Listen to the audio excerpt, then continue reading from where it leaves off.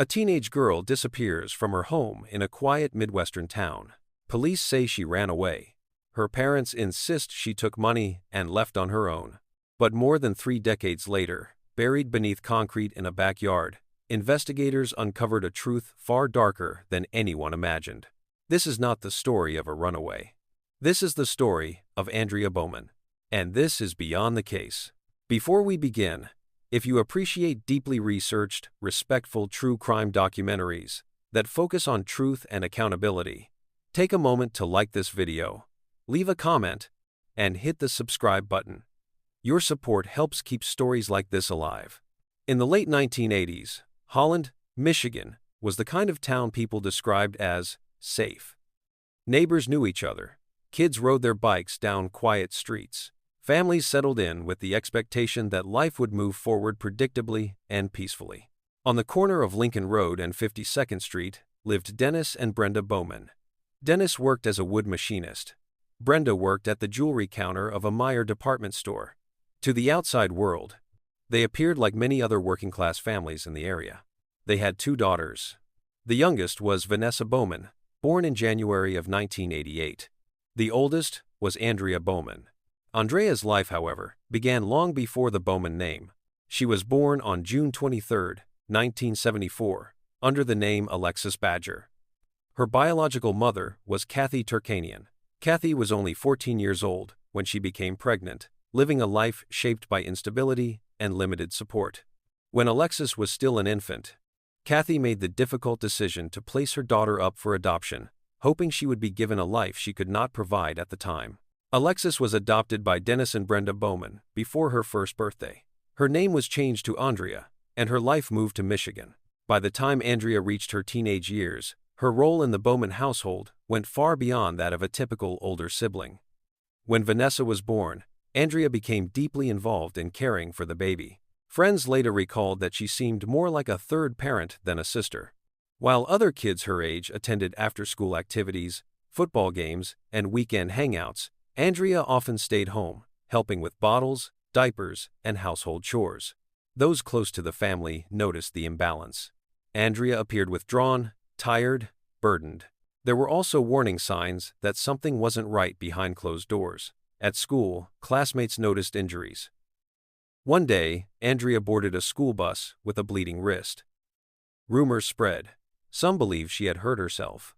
Others believed she had been locked out of her home and injured herself trying to get back inside. There were whispers of abuse. Whispers involving both parents. But in that era, such concerns were often dismissed.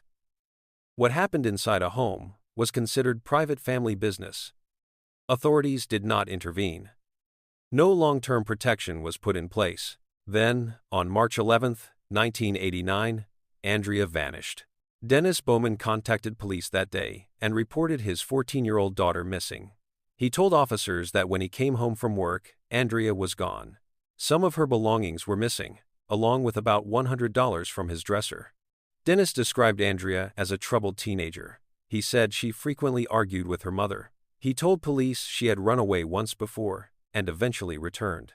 With no immediate evidence of a crime, police classified Andrea as a runaway. Her case was handed off to youth services. No major search was conducted, no warrants were issued. No forensic examination of the home took place. Andrea Bowman became another missing teen file in a growing stack. But people who knew the family were uneasy. Andrea had been deeply attached to her baby sister. She had no confirmed sightings, no phone calls, no letters, and despite the claims that she had taken money and left, nothing about her disappearance felt planned. As months turned into years, Andrea's face appeared on missing persons flyers. For many, that single school photo became her lasting image. Green eyes looking slightly upward against a blue studio backdrop. In 1993, her image appeared again. This time, in a place millions would see it. The band Soul Asylum released the music video for Runaway Train, featuring real missing children from across the United States. Different versions aired in different regions. And in Michigan, Andrea Bowman's face appeared briefly on screen. Some children featured in that video were later found. Andrea was not. Her case went cold. More than 20 years passed before someone outside law enforcement took a renewed interest. A civilian researcher named Carl Koppelman, known for creating lifelike reconstructions of unidentified individuals, came across Andrea's case while reviewing missing persons databases. Carl spent countless hours comparing information from missing persons reports with unidentified remains across the country. One case stood out. In Racine County, Wisconsin, an unidentified young woman had been found near a cornfield in 1999. She had suffered signs of long-term abuse and neglect. Her identity remained unknown. Carl noticed similarities between the Jane Doe and Andrea Bowman age range, physical traits, and geographic possibility. Andrea would have been 25 years old at the time. Holland, Michigan sat just across Lake Michigan from where the woman was found. Carl brought the theory to law enforcement. To test it, investigators needed DNA from Andrea's biological family. Because Andrea was adopted, they had to locate her birth mother. That was how Kathy Turkanian learned what had happened to the daughter she had given up decades earlier. When police contacted Kathy in 2010, she didn't even know her child's name had been changed. She searched online and quickly found information about a missing girl from Holland whose birth date matched her daughter's. When Kathy saw Andrea's photo, she knew instantly. That was Alexis. While waiting for DNA results, Kathy began digging into Andrea's past. What she uncovered changed the direction of the case entirely. Dennis Bowman was not just a grieving father. He had a violent criminal history. In May of 1980, a young woman riding her bicycle near Holland was forced off the road by a motorcyclist. The man threatened her with a gun and fired shots near her feet. She escaped only when a car passed by. The attacker was identified and arrested. It was Dennis Bowman. He was convicted and served prison time. Psychological evaluations warned that he posed a danger if released. Yet he returned home, and Andrea remained in his care. As Kathy learned more, she became convinced that Andrea had not run away and that Dennis Bowman was responsible for her disappearance. In 2013, DNA testing ruled out the Wisconsin Jane Doe as Andrea. Andrea had not survived into adulthood. The truth came into focus years later, in November of 2019, when Dennis Bowman was arrested for an entirely different crime, the murder of Kathleen Doyle, committed in 1980. Advances in genetic genealogy tied Dennis to the crime. He confessed, and once he was in custody, investigators finally returned to Andrea's case with new urgency. In February of 2020, police searched the Bowman property. They dug beneath concrete in the backyard.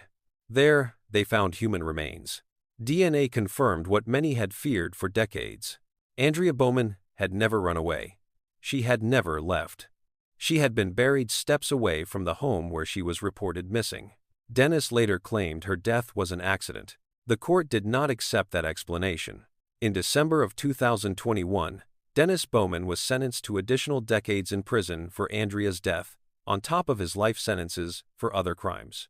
Andrea Bowman was 14 years old. She deserved protection. She deserved to be believed. Her story is a reminder of what happens when warning signs are ignored, when dangerous individuals are given second chances, and when a child's voice is dismissed. If Andrea's story moved you, like this video, share your thoughts in the comments, and subscribe to Beyond the Case. Because every victim deserves justice, and every truth deserves to be told. For decades, the explanation given for Andrea Bowman's disappearance shaped how the public understood her story. A runaway, a troubled teenager, a girl who took money and left on her own. Those words followed Andrea's name for more than 30 years, quietly closing doors that should never have been shut. Each time a new investigator looked at her case, that single label framed the way questions were asked or not asked at all. And yet, there was one problem. No one ever saw Andrea after that day in March of 1989. No confirmed sightings. No letters. No phone calls. No trace.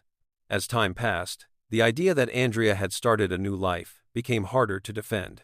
She had no known friends she planned to meet, no savings, no history of extended absences. And despite claims that she had taken money, there was no evidence she had prepared to leave permanently. Still, without physical proof of a crime, the case remained stalled. When Kathy Turkanian entered the picture decades later, she did what Andrea had never been given the chance to do. She asked questions that made people uncomfortable. Kathy requested public records. She read police reports line by line. She spoke to former detectives, and she noticed something deeply troubling. The earliest police documents in Andrea's case file were not from the day she disappeared. They were from months earlier.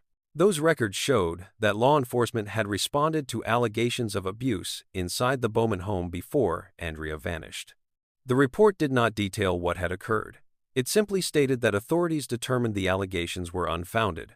To Kathy, that omission spoke volumes. Someone had raised concerns. Someone had noticed something was wrong. And yet Andrea remained in the same environment. As Kathy continued pushing for answers, she connected with retired Michigan detective Pat O'Reilly. O'Reilly reviewed the history and came to a blunt conclusion. He believed Dennis Bowman was responsible for Andrea's disappearance. At the time, there was no physical evidence to prove it. But Dennis Bowman's past painted a disturbing picture: violent behavior, sexual offenses, home invasions, threats involving firearms, a pattern of escalating conduct that had not stopped after his release from prison. Dennis Bowman was not a man with a single mistake in his past. He was a man whose past never let go of him. While Andrea's case remained unresolved, Dennis continued to live his life quietly. He and Brenda moved to Hamilton, Michigan, shortly after Andrea disappeared. They built a new home. They blended into the community. And buried beneath that property, something waited. In November of 2019, everything changed. Dennis Bowman was arrested not for Andrea's case, but for a murder committed in Virginia nearly a decade before Andrea vanished. The victim was Kathleen Doyle, a young woman whose life had been taken in her own home. For years, that case had gone unsolved. False confessions had derailed the investigation. Technology had not yet caught up. But science finally did. Genetic genealogy tied the crime scene evidence directly to Dennis Bowman. When confronted, Dennis confessed. Suddenly, the man who had reported his daughter missing decades earlier was now a confirmed killer. Investigators reopened Andrea's case with renewed urgency.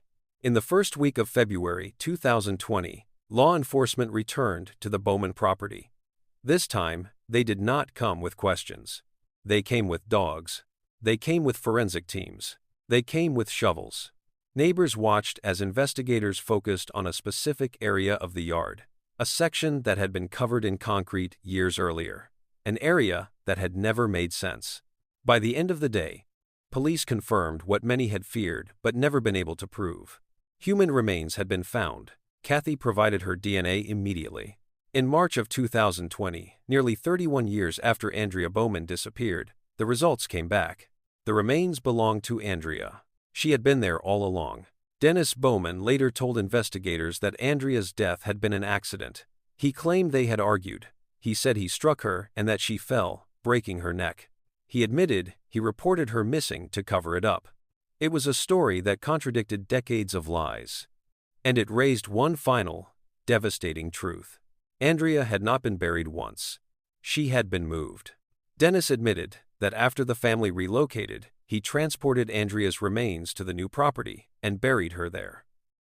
The concrete slab in the yard was not random construction. It marked a grave Brenda Bowman had lived beside for nearly 30 years. During court proceedings, Brenda testified that she believed Andrea had run away. She said she only learned the truth after Dennis was arrested for Kathleen Doyle's murder. When asked whether Andrea had ever accused Dennis of abuse, Brenda admitted that she had but claimed she did not believe her. That admission hung heavily in the courtroom. Dennis Bowman eventually entered a no-contest plea. He was sentenced to additional decades in prison for Andrea's death, to be served alongside his life sentences for other crimes. He also confessed to additional assaults dating back to the late 1970s, suggesting that his known victims may not be the full count. Andrea Bowman was 14 years old. She did not get the chance to grow up. She did not get the chance to leave. She did not get the chance to be heard. Her case stands as a reminder that labels like runaway can erase urgency, that warning signs must never be dismissed, and that silence, especially when it comes from adults, can be deadly.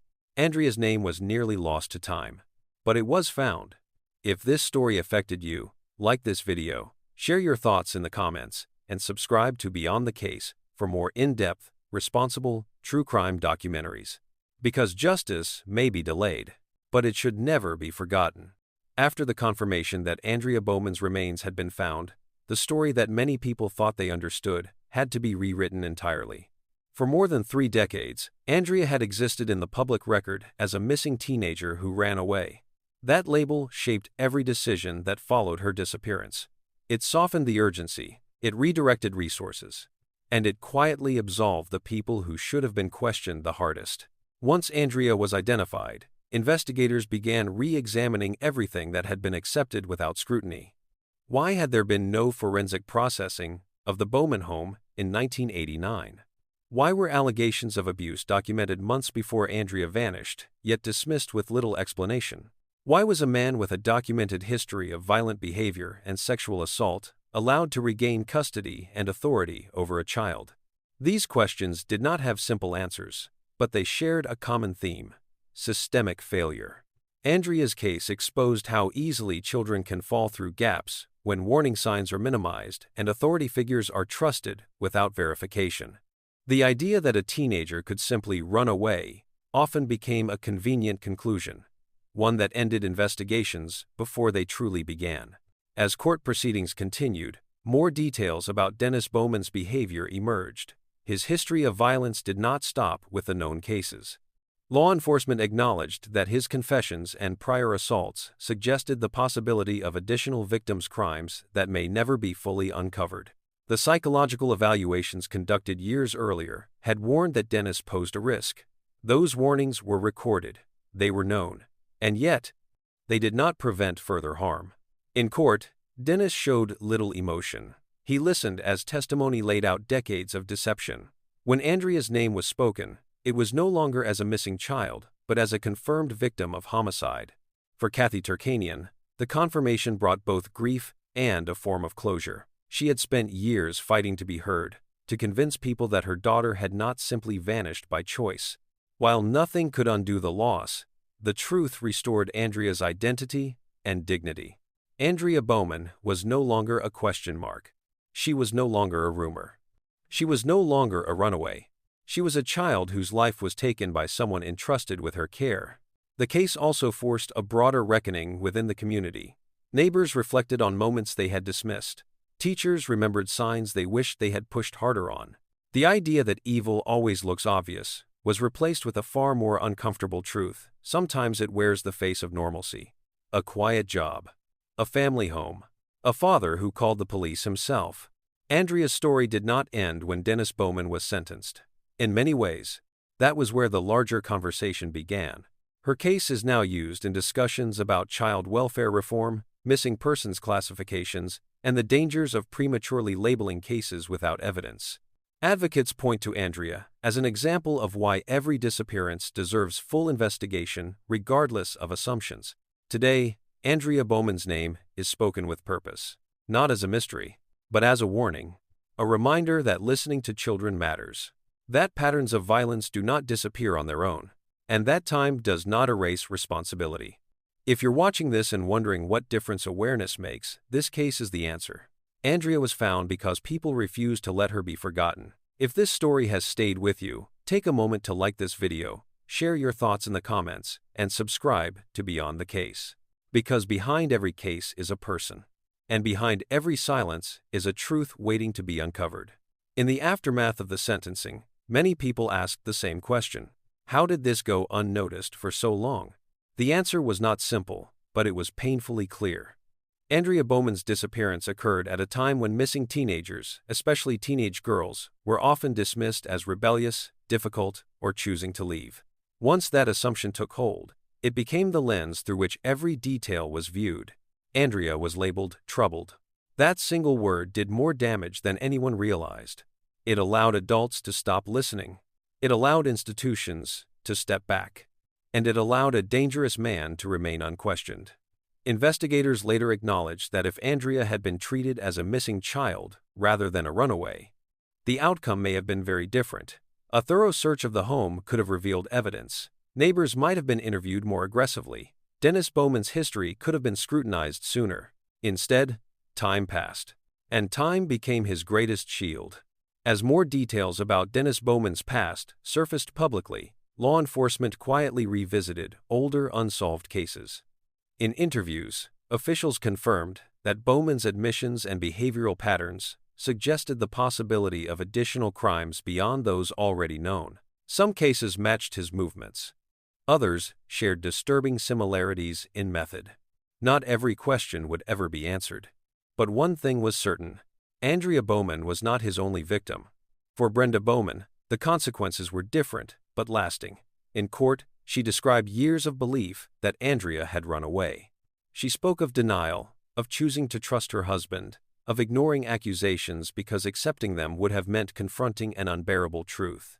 The court did not charge Brenda with a crime, but public opinion was less forgiving. Many questioned how a mother could live on a property where her child was buried, how accusations could be dismissed, how silence could last for decades. The case forced an uncomfortable conversation about complicity, not legal guilt, but moral responsibility. Andrea's name now appears in discussions about child protection failures, domestic abuse warning signs, and the dangers of prioritizing appearances over evidence. Social workers, educators, and investigators cite her story when explaining why every report matters, even when it seems inconvenient or unlikely.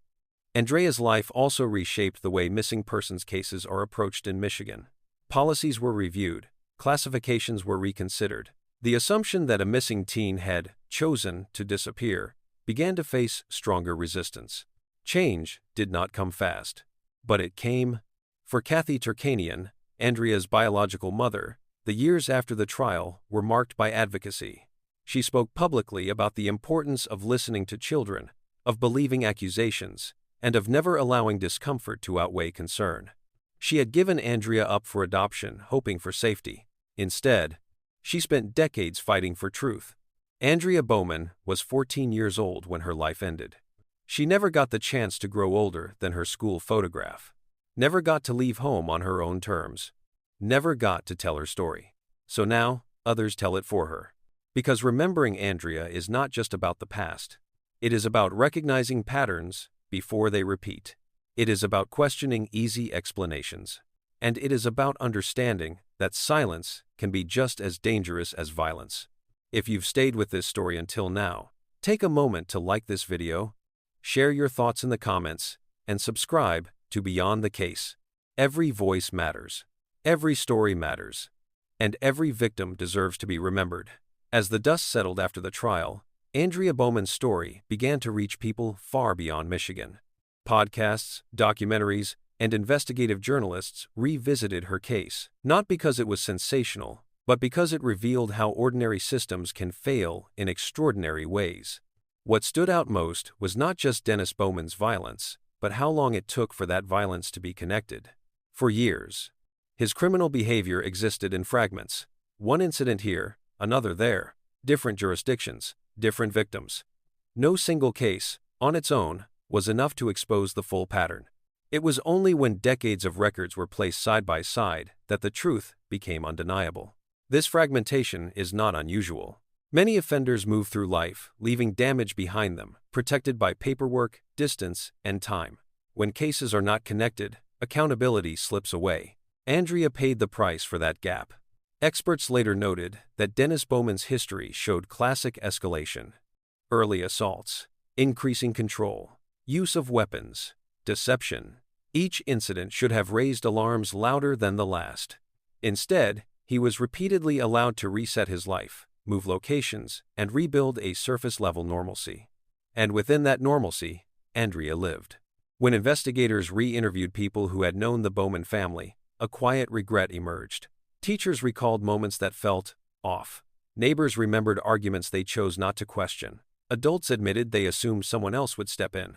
No one thought the worst. And that assumption became fatal. Andrea's case also reshaped conversations around adoption oversight. While adoption can and does save lives, Andrea's story exposed how post-adoption monitoring was often minimal, especially in earlier decades. Once paperwork was signed, families were largely left alone, even when warning signs emerged later. There was no consistent follow-up, no safety net, just trust. Andrea trusted the adults around her. That trust was broken. As years passed, Andrea's name became a symbol not of disappearance, but of accountability delayed. Advocacy groups referenced her case, when calling for changes in how missing children are classified. The phrase, probable runaway, began to face stronger scrutiny, especially when applied without corroborating evidence. Because a label should never replace an investigation, Andrea Bowman's story also highlighted the importance of persistence. Without Carl Koppelman's independent research, without Kathy Turkanian's refusal to accept silence, without advances in DNA science, Andrea may never have been found. Justice did not arrive quickly, but it arrived because people refused to stop asking questions. Andrea's remains were finally returned to her biological family, where she was laid to rest with dignity, no longer hidden, no longer anonymous, no longer defined by a lie. Her name was spoken aloud in courtrooms, in news reports, and in memorials. And that mattered, because when a victim's name is spoken, their story continues. Andrea Bowman was 14 years old. She was a sister, a daughter, a child who deserved safety and truth. If you are watching this and thinking about a missing person in your own life, know this: time does not erase value. Questions are not accusations, and speaking up is never wrong. If this story resonated with you, please like this video, share your thoughts in the comments, and subscribe to Beyond the Case.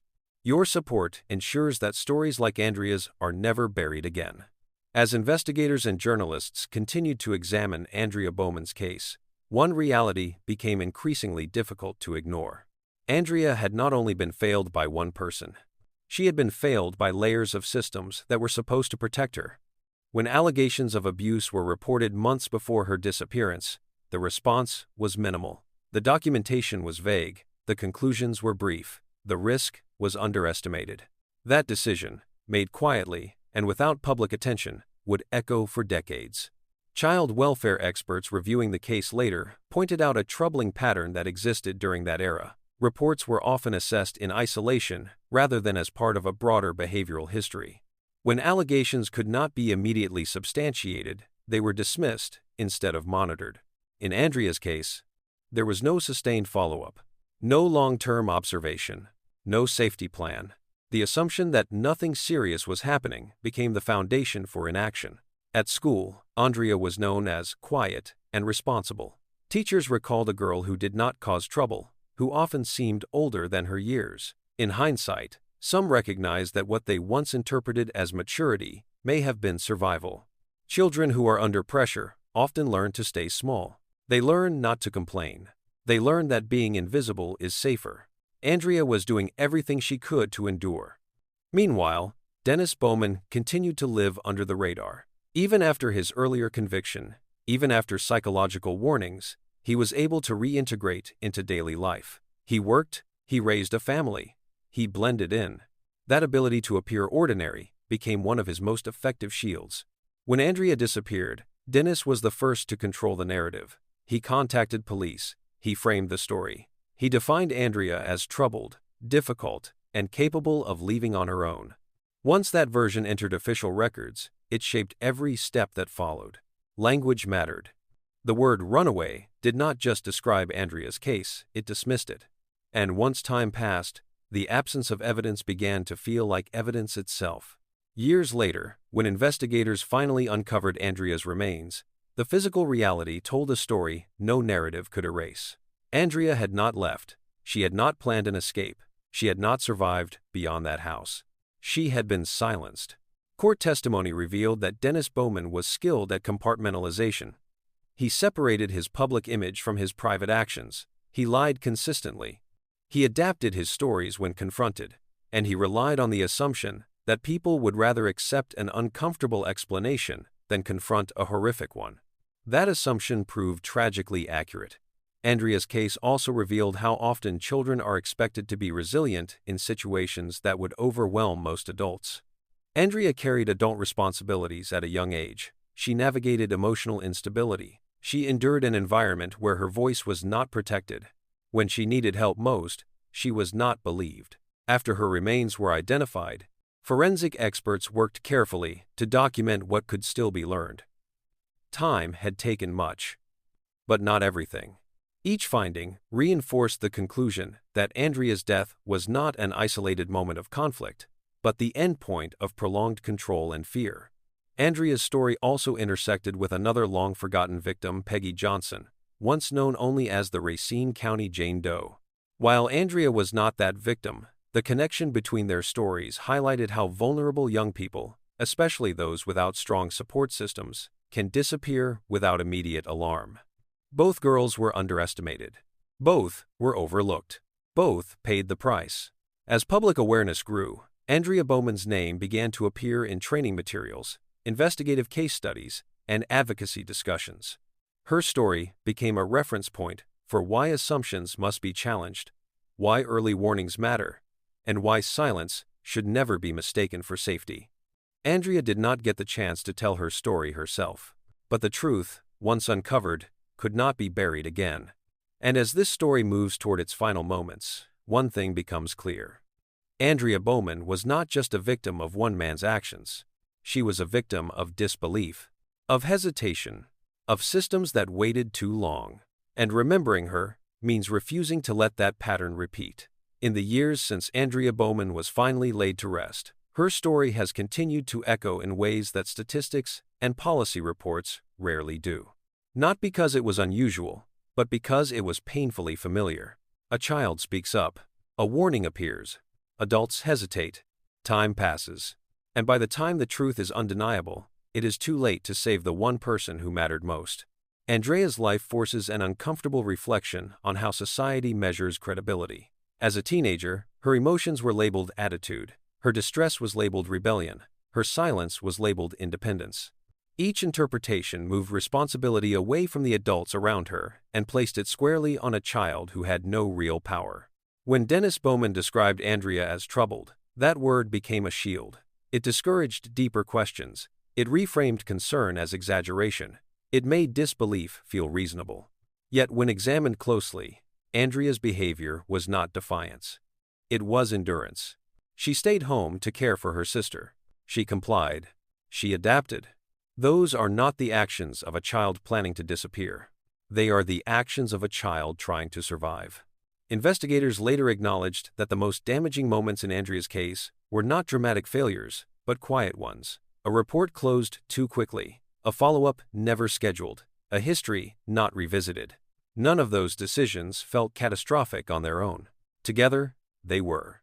Andrea's case is now frequently cited when discussing how offenders exploit social trust. Dennis Bowman did not hide in isolation. He relied on normalcy. He relied on routine. He relied on the belief that monsters do not look ordinary. But they often do. They attend work. They pay bills. They raise children. And sometimes, they are the ones who make the missing person report. The discovery of Andrea's remains did not just close a case. It reopened conversations about how many other children may still be mislabeled, misfiled, or forgotten under assumptions made too quickly. It also underscored the importance of persistence.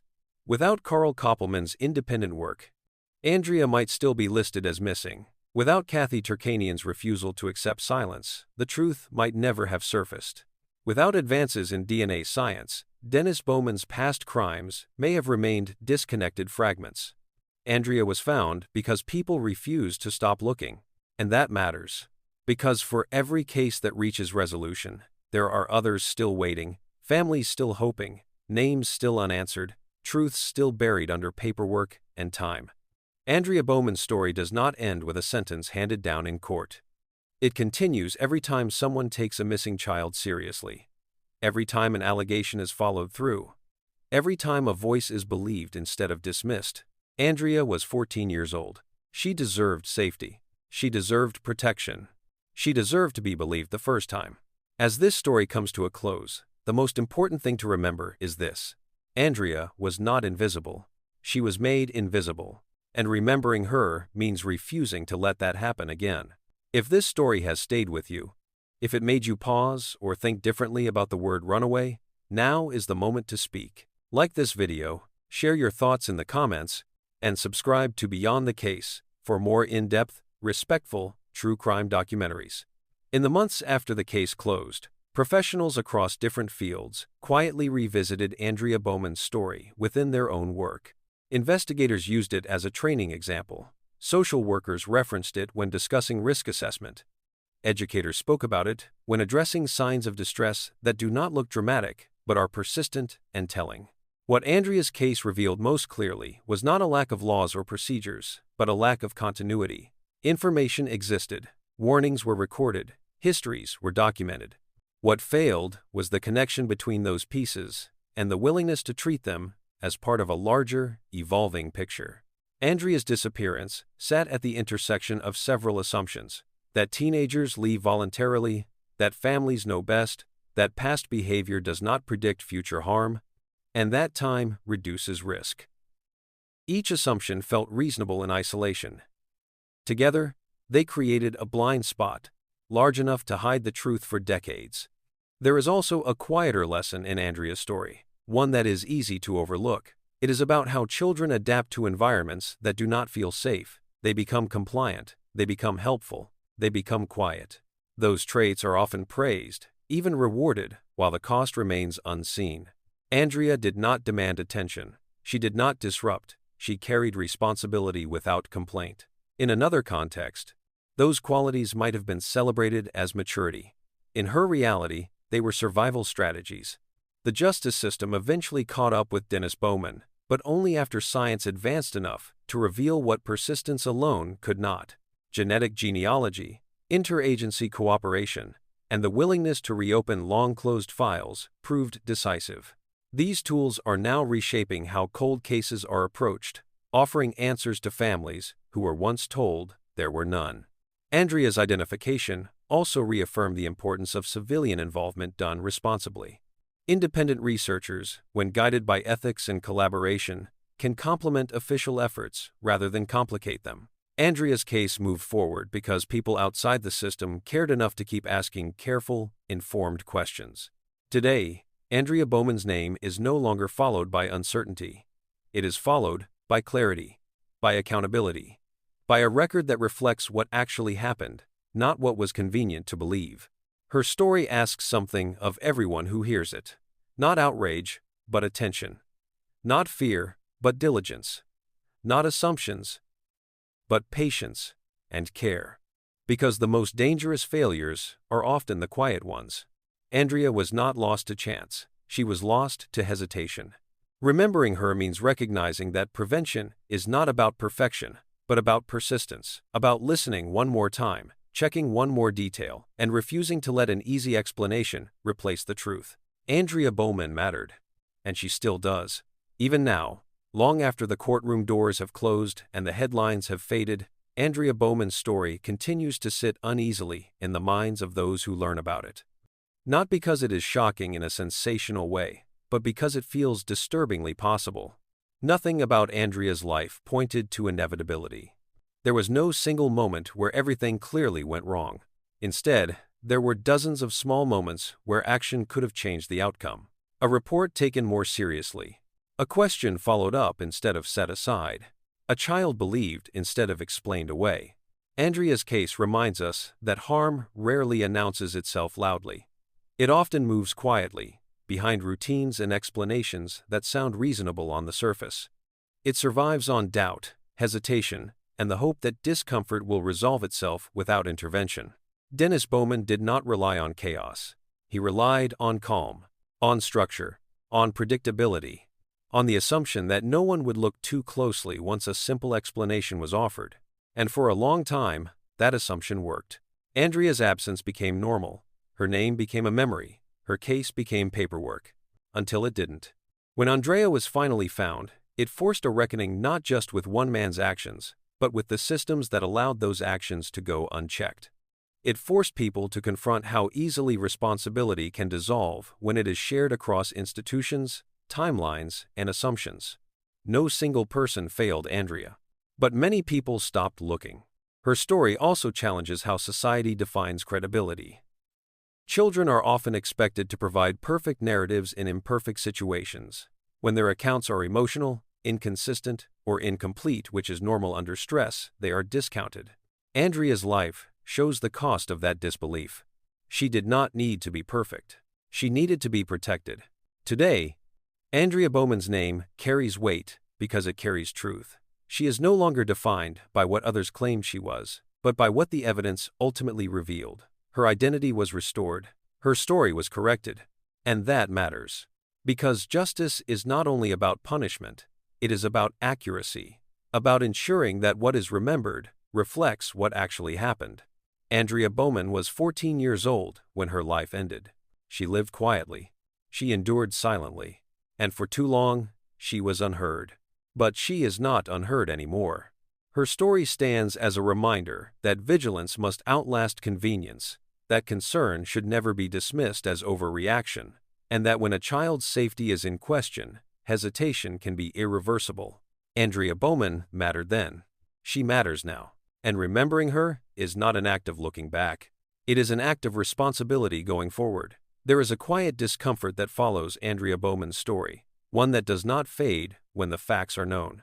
It lingers because the case forces a question that has no easy answer. How many other children are still being explained away? Andrea's life shows how quickly concern can be reframed as inconvenience, how easily responsibility can be passed along until it disappears altogether, and how a child, without power or authority, can be left to navigate danger alone while adults debate certainty. What makes Andrea's case especially sobering is how ordinary it looked from the outside. There were no obvious alarms, no dramatic scenes that demanded attention. Just a home, a family, and a girl who slowly became quieter. That quiet was mistaken for stability, but silence is not safety. In the years before Andrea disappeared, the signs were there not as isolated incidents, but as a pattern. Injuries without clear explanations. Emotional withdrawal. Reports that were documented but not pursued. Each sign, taken alone, was easy to dismiss. Together, they told a story that was never fully heard. Andrea did what many children in unstable environments do. She adapted. She minimized her needs. She took on responsibility. She tried to make herself useful rather than visible. Those traits often earn praise, but in Andrea's case, they masked distress. The tragedy is not only that she was harmed, but that her resilience became part of what concealed that harm. The very behaviors that made her seem fine were the ones that should have raised concern. When Andrea disappeared, the label applied to her sealed her fate for years. Once she was described as a runaway, urgency dissolved. Resources shifted elsewhere. Time became an excuse. And time protected the wrong person. The discovery of Andrea's remains decades later did more than confirm what happened. It restored the truth. It replaced assumption with evidence. And it forced accountability into a space where it had long been absent. But truth arriving late carries its own weight. It brings relief, it brings grief, and it brings questions that can no longer change the outcome. Andrea Bowman did not get justice when she needed protection. She got it when it was no longer possible to save her. That reality is painful, but it is also instructive. Because prevention is not about predicting the worst, it is about responding seriously to the first sign that something is wrong. It is about recognizing that children rarely fabricate fear, they communicate it in the ways they can. Andrea's story endures because it asks for something simple and difficult at the same time. Pay attention, believe patterns, and never assume that silence means safety. Andrea Bowman was 14 years old. Her story was nearly lost, but it was found, and now it carries a responsibility far larger than a single case. The responsibility to listen sooner, act faster, and protect without hesitation. Andrea mattered. She still does. Andrea Bowman's story ultimately forces us to confront a truth that is uncomfortable precisely because it is so ordinary. Nothing about what happened required extraordinary evil to be ignored. It required only indifference, delay, and the willingness to accept an explanation that felt easier than the alternative. When people hear about cases like Andrea's, there is often a temptation to look for the moment everything went wrong, a single decision, a single failure, a single villain. But the reality is more subtle and more troubling. Andrea's life unraveled not because no one cared at all, but because care was fragmented. One person noticed something. Another assumed it had already been handled. Someone else believed the problem would resolve itself. And in that space between concern and action, Andrea was left unprotected. Her story also challenges the idea that justice is only something that happens in courtrooms. Legal accountability came decades later, but moral responsibility existed long before that. It existed in every moment where concern could have turned into action and did not. Remembering Andrea is not about assigning blame to everyone who crossed her path. It is about understanding how easily harm survives when responsibility is diluted. Andrea did not need perfection from the adults around her. She needed persistence. She needed someone to stay uncomfortable long enough to keep asking questions. She needed someone to look past labels and see a child in distress. Instead, she became a case file that grew quiet with time, until truth interrupted that silence. Today, Andrea Bowman's name stands for more than a solved case. It stands for a lesson written in hindsight, one that carries weight precisely because it came too late for her. Her story reminds us that the most important moments are rarely dramatic. They are small. They are procedural. They are the moments when someone decides whether to follow up, to document more carefully, to look again. Andrea's life was shaped by those moments. So is her legacy. She was not a runaway. She was not a mystery by choice. She was a child whose safety depended on adults who hesitated too long. Andrea Bowman mattered not because of how her story ended, but because of who she was before that ending was taken from her. And remembering her is not about closure. It is about vigilance, about refusing to let quiet warning signs fade into background noise, about choosing attention over assumption. Andrea's voice was silenced, but the truth, once uncovered, ensures that she is no longer unheard. And that, in the end, is where her story continues. What makes Andrea Bowman's story endure is not only the outcome, but the recognition that it could have unfolded differently at many points along the way. There were moments when intervention might have changed the trajectory, moments when listening more closely, documenting more carefully, or asking one additional question could have altered the course of her life. None of those moments were dramatic. None required extraordinary foresight. They required attention.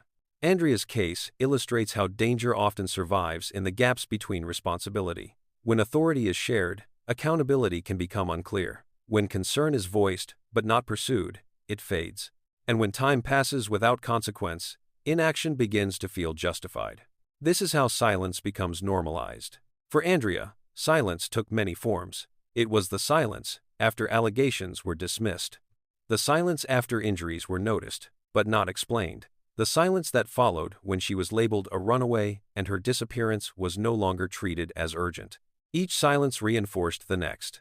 The passage of time then transformed absence into assumption. Andrea became a story people thought they already understood. She became an explanation instead of a question. And questions are what keep cases alive. When the truth finally emerged, it did more than correct the record. It disrupted the comfort of certainty. It forced people to revisit conclusions they had accepted for years, and to confront the cost of those conclusions. Andrea Bowman did not disappear because she wanted to leave. She disappeared because someone with power over her chose control over care, and because that choice went unchallenged long enough to become fatal. Her story is now used not to shock, but to teach, to remind professionals and communities alike that patterns matter more than isolated incidents, and that children rarely communicate fear in ways that are convenient or clear. Andrea's life shows us that safety is not guaranteed by appearances. A home can look stable, a family can look functional, a narrative can sound reasonable, and still, harm can exist beneath all of it. The discovery of Andrea's remains closed a legal chapter, but it opened a broader moral one. It left behind questions that extend beyond a single case. Questions about how society decides who is believed, whose concerns are prioritized, and how quickly certainty replaces curiosity. Andrea Bowman was not invisible because she lacked worth. She was made invisible by hesitation. And remembering her means understanding that vigilance is not suspicion, it is care. That following up is not overreaction, it is protection. And that when something feels off, ignoring it does not make it go away. Andrea's story does not ask for fear. It asks for attention. Because attention, when sustained, can save lives. Andrea Bowman mattered. She always did. And the responsibility her story leaves behind belongs to everyone who hears it. Andrea Bowman's story stays with people not because it is extreme, but because it is recognizable. It exists in the gray space, where concern is present but action is postponed, where warning signs are noticed but explained away, and where responsibility is assumed to belong to someone else. Her life shows how easily harm can hide behind routine. A child who takes on too much responsibility is praised instead of protected. A child who grows quieter is labeled mature instead of struggling. A child who stops asking for help is assumed to no longer need it. Andrea did not stop needing help. She stopped believing it would come. When adults later reflected on her case, many admitted that nothing about Andrea seemed urgent enough at the time. That word urgent became the dividing line between action and delay, in this case, became permanent. Andrea's disappearance also challenges the way certainty is manufactured. Once a narrative is accepted, it becomes self-reinforcing. Evidence is interpreted to fit it. Gaps are ignored. Doubt fades. Over time, the story hardens into fact, even when it is wrong. For more than 30 years, Andrea was remembered as a girl who left. Only later was she understood as a girl who was never allowed to stay safe. The truth did not surface because the system worked perfectly. It surfaced because people refused to accept silence as an answer, because science advanced, because persistence outlasted denial, and because time, eventually, ran out for deception.